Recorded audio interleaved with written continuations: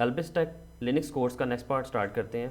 इस पार्ट के अंदर मैं आपको ओवरव्यू दूंगा package managers, apt get का, यम का और आरपीएम का। ज़्यादातर हम लोग यम को और आरपीएम को डिस्कस करेंगे क्योंकि हम लोग सेंटोस डिस्ट्रीब्यूशन यूज़ कर रहे हैं। Apt get Ubuntu distribution के अंदर पैकेज मैनेजर है जो कि हम यूज़ करते हैं टू इंस्टॉलिंग और रिमूविंग और एनीथिंग। हम लोग यूज़ करते हैं यूबंटू मशीन्स के अंदर, डिस्ट्रीब्यूशन के अंदर, तो इंस्टॉल करने के लिए, रिमूव करने के लिए और फर्दर वर्क के लिए। लेकिन यहाँ पर क्योंकि हम लोग जो मशीन मेरे पास अवेलेबल है ये आप लोग जानते हैं, इस कोर्स के स्टार्ट में मैंने ये मशीन स्टार्ट की थी और ये सेंटोस मशीन है, सेंटोस 7 की। तो यहाँ पर सबसे पहला पैकेज मैनेजर है ऐप टू गेट। मैं आपको बता चुका हूँ ऐप टू गेट मैं इसलिए आपको यहाँ पर नहीं दिखा सकता कि मैं यहाँ पर ये टाइप करूँगा भी तो ये कमांड रन नहीं होगी, क्योंकि ऐप टू गेट जो है वो सेंटोस डिस्ट्रीब्यूशन के अंदर नहीं चलता। यहाँ पर यम की कमांड रन कर सकते हैं हम लोग, यम पैकेज मैनेजर को यूज़ कर सकते हैं या आरपीएम को यूज़ कर सकते हैं। तो पहले हम आरपीएम को स्टार्ट करते हैं। आरपीएम से आरपीएम की कुछ कमांड्स हैं, मैंने यहाँ पर लिख भी दी हैं ये कंप्लीट, लेकिन इसको हम डिस्कस भी करते जाएंगे और साथ साथ जो है वो यहाँ पर कमांड्स आपको टाइप करके उसके रिजल्ट्स भी दिखाता जाऊँगा। सबसे पहले कमांड टाइप करते हैं, ये है आरपीएम। अगर मैं आरपीएम के आगे लिख दूँगा QA, आरपीएम पैकेज मैनेजर है और QA करता है, क्यूरी करता है ऑल। क्यूरी ऑल का क्या मतलब है, ये लिस्ट हमें देगा जितने भी इंस्टॉल्ड पैकेजेस अवेलेबल हैं, आरपीएम के पैकेजेस हमारे पास इंस्टॉल्ड हैं उसकी कंप्लीट लिस्ट हमारे पास आ जाएगी। जैसे मैं एंटर करता हूँ तो ये थोड़ा सा वर्क टाइम लेगा और उसके बाद इसने ये आरपीएम के इंस्टॉल्ड जो पैकेजेस हमारे पास अवेलेबल हैं यहाँ पर वो इसने यहाँ पर शो कर दिए हैं। अगर मुझे इसका काउंट चेक करना है तो मैं काउंट भी देख सकता हूँ कि हम लोगों को ये देखना है कि टोटल कितने थे ये, तो हम यहाँ पर वर्ड काउंट की जो है वो कमांड लगा के भी इसको वेरीफाई कर सकते हैं। तो यहाँ पर मैं ये कमांड रन करता हूँ तो मेरे पास ये टोटल काउंट करके बता देगा 339 जो है वो आरपीएम पैकेजेस हमारे पास अवेलेबल हैं। ओके, तो हम यहाँ से ये देख सकते हैं। अच्छा, एक और कमांड को डिस्कस कर लेते हैं, आरपीएम से रिलेटेड ही है। आरपीएम में अगर हम लोग ये कमांड टाइप करते हैं QA, अगर मुझे सपोज दैट को स्पेसिफिक यहाँ से आरपीएम पैकेट जो कि स्पेसिफिक किसी एप्लीकेशन की या कमांड से रिलेटेड मुझे कोई इन्फॉर्मेशन चाहिए, सपोज दैट मुझे पाइथन से रिलेटेड अगर कोई इन्फॉर्मेशन चाहिए कि मेरे पास कौन सा पैकेजेस हमारे पास अवेलेबल हैं, तो मैं वो यहाँ पर इस तरह से ग्रैब कर सकता हूँ कि मेरे पास सिर्फ मुझे पाइथन से रिलेटेड वो सारे पैकेजेस दिखा देगा। तो ये पाइथन के सारे आरपीएम पैकेजेस मेरे पास यहाँ पर शो कर दिए उसने कि जो मेरे पास यहाँ पर अवेलेबल हैं और इनको हम यूज़ कर सकते हैं। ये हमारे पास पाइथन को इस तरह से हम ले सकते हैं। अगर मुझे स्पेसिफिकली कोई इंफॉर्मेशन चाहिए किसी पैकेज से जो किसी भी एप्लीकेशन से रिलेटेड, किसी भी उसकी कमांड से रिलेटेड डिटेल्ड इन्फॉर्मेशन चाहिए, तो मैं आरपीएम से ही उसकी डिटेल इन्फॉर्मेशन भी गेट कर सकता हूँ। यहाँ पर हम QI का फ्लैग यूज़ करेंगे, क्यूरी करेगा और आई से इन्फॉर्मेशन है तो ये इन्फॉर्मेशन उसकी हमें डिटेल शो कर देगा पाइथन से रिलेटेड। अगर मैं यहाँ पर डिटेल इन्फॉर्मेशन मेरे पास आ जाएगी, ये इन्फॉर्मेशन में क्या होगा कि नेम क्या है पाइथन, वर्जन इसका कौन सा अवेलेबल है, रिलीज़ कब हुआ था, आर्किटेक्चर, इंस्टॉल डेट, इसकी जो ये डेट है ये आपके पास यहाँ पर डेट आ रही है, ग्रुप इसका, साइज़, ये सारी इन्फॉर्मेशन यहाँ पर शो हो रही होती है। इसके बाद इसका वेंडर कौन है, सेंटोस ही है क्योंकि जिस मशीन के ऊपर ये चल रहा है, ये इसका URL है, समरी है, ये सारी इन्फॉर्मेशन अगर किसी भी से रिलेटेड हमें कुछ चाहिए तो हम यहाँ से गेट कर सकते हैं। यहाँ पर सपोज दैट अगर मैं लिखता हूँ HTTPD अपाची जो कि मैंने इंस्टॉल नहीं किया हुआ, तो ये देख लें आपके ये पास आ रहा है कि नॉट इंस्टॉल्ड, क्योंकि इस टाइम यहाँ पर HTTPD हम लोगों ने कोई अपाची इंस्टॉल नहीं किया हुआ तो इसलिए उसकी इन्फॉर्मेशन नहीं है। जो इंस्टॉल्ड है ये उसकी सिर्फ इन्फॉर्मेशन दिखा सकता है हमें यहाँ पर।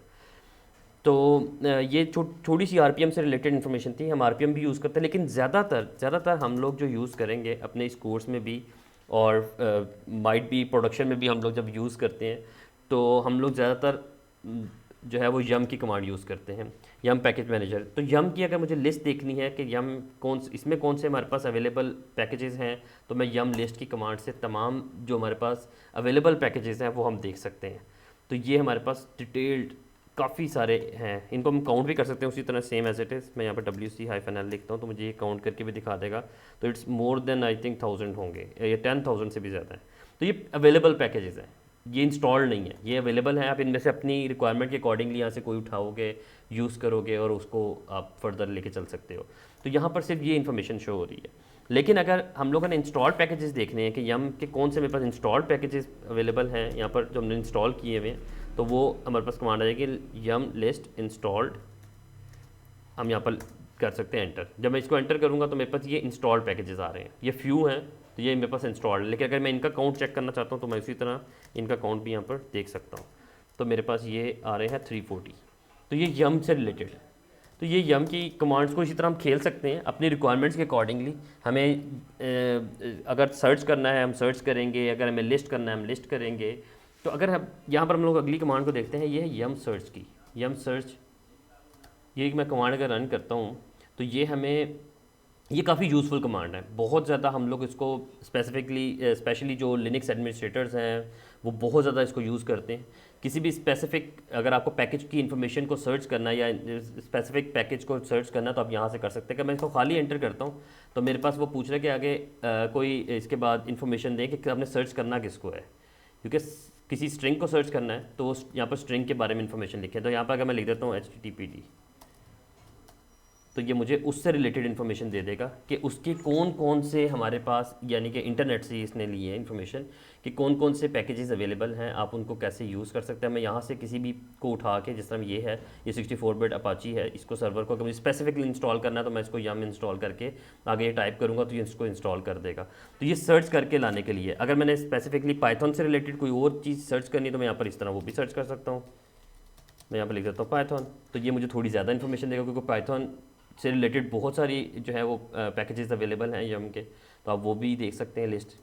तो ये इंटरनेट से आपके पास इन्फॉर्मेशन सारी लेके आता है। तो अगर मुझे स्पेसिफिकली मैं एक और सर्च कर लेता हूँ, अगर मुझे MySQL डी से रिलेटेड कोई चीज़ें चाहिए तो मैं वो भी सर्च कर सकता हूँ यहाँ से। ये मुझे दिखा रहा है MariaDB, ये पाइथन MySQL की इन्फॉर्मेशन है। तो आप यहाँ से जो इंस्टॉल करना है वो इंस्टॉल कर सकते हैं। तो यहाँ से लेके अच्छा, अब हम क्या करते हैं, अब हम लोग अपाची, मैं आपको दिखाता हूँ मेरे पास सिस्टम CTL करके मैं यहाँ पर स्टेटस चेक करता हूँ HTTPD का, जो कि मेरे पास इंस्टॉल्ड ही नहीं है। तो इसको एंटर करता हूँ तो क्योंकि HTTPD हम लोगों ने अपाची इंस्टॉल ही नहीं किया हुआ, इसलिए ये मेरे पास इन्फॉर्मेशन है ही नहीं। सिस्टम CTL की कमांड होती है कि अगर मुझे अपने किसी भी एप्लीकेशन का स्टेटस देखना है, सपोज दैट कि मैं यहाँ पर देखता हूँ SSHD, तो ये देखें SSHD चल रही है, क्योंकि अगर मैंने SSHD ना चल रही होती तो मैं इस स्क्रीन के ऊपर ना आ सकता। मैं इस मशीन को, जो मेरे पास VMware यहाँ पर चल रही है, इसको मैं यहाँ पर एक्सेस ना कर सकता, उस VM को मैं यहाँ पर एक्सेस नहीं कर सकता SSHD। अगर मैं इसको अभी भी बंद कर दूँ ना, चलें आपको एक करके दिखा देता हूँ। अगर मैं यहाँ पर जैसे स्टॉप करूँगा आप देखेंगे मेरा ये कनेक्शन जो मैंने की हुई है, कनेक्शन किया हुआ है, ये कनेक्शन ही बंद हो जाएगा। तो मैं यहाँ पर एंटर करूँगा तो अब ये देखें मैं यहाँ पर एंटर भी नहीं कर पा रहा, कुछ भी यहाँ पर मूव नहीं हो रही स्क्रीन। लेकिन इसके लिए अगर मुझे दोबारा काम करना है तो मैं दोबारा स्क्रीन पर जाके मुझे वो सर्विस ऑन करनी पड़ेगी, क्योंकि अभी वो सर्विस स्टॉप हो गई है। तो मैं इसको ऑन करता हूँ। ओके, तो मैंने बैकएंड से सर्विस स्टार्ट कर दी है। मैं यहाँ पर इसका कोई सेशन एक और भी बना सकता हूँ, कोई डुप्लीकेट भी कर सकता हूँ या दोबारा भी इसको स्टार्ट कर सकते हैं। तो मैंने वैसे इसको बैकएंड से सर्विस ऑन कर दी है।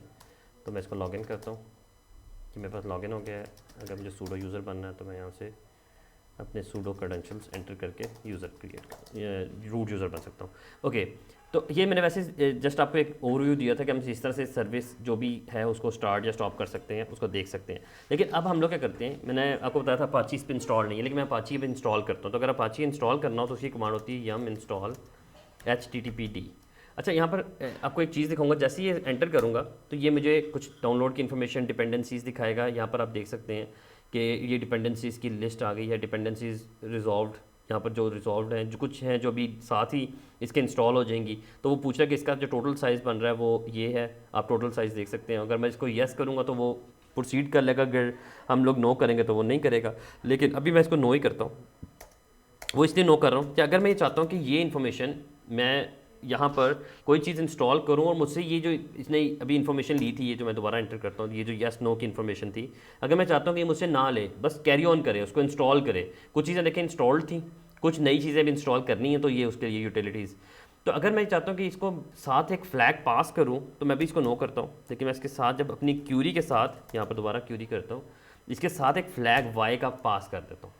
अब ये जब मैं इसको एंटर करूँगा तो ये मुझसे कोई इन्फॉर्मेशन नहीं लेगा, येस नो कुछ नहीं लेगा, उसको वो कैरी ऑन देखें। यहाँ पर उसने साइज़ दिया और साथ ही डाउनलोडिंग स्टार्ट होगी, डाउनलोड करेगा, इंस्टॉल करेगा और उसके बाद वो आपके पास चीज़ अवेलेबल हो जाएगी, कंप्लीट हो गया प्रोसेस।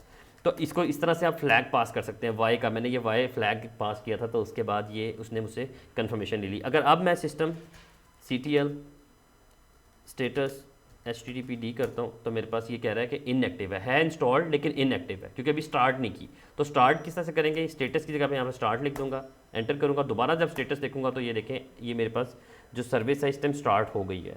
अगर मुझे इसको एक्सेस करना है तो मैं यहाँ से भी चेक कर सकता हूँ, कर्ल करके भी इसको हम चेक कर सकते हैं, लेकिन मैं कर्ल की कमांड नहीं पड़ा इसलिए मैं भी आपको इस तरफ नहीं लेके जाता। लेकिन ये बस आपको दिखाता हूँ कि हम लोगों ने इसको यम को यूज़ करके, यम पैकेज मैनेजर को यूज़ करके अपाची इंस्टॉल किया है इसके ऊपर।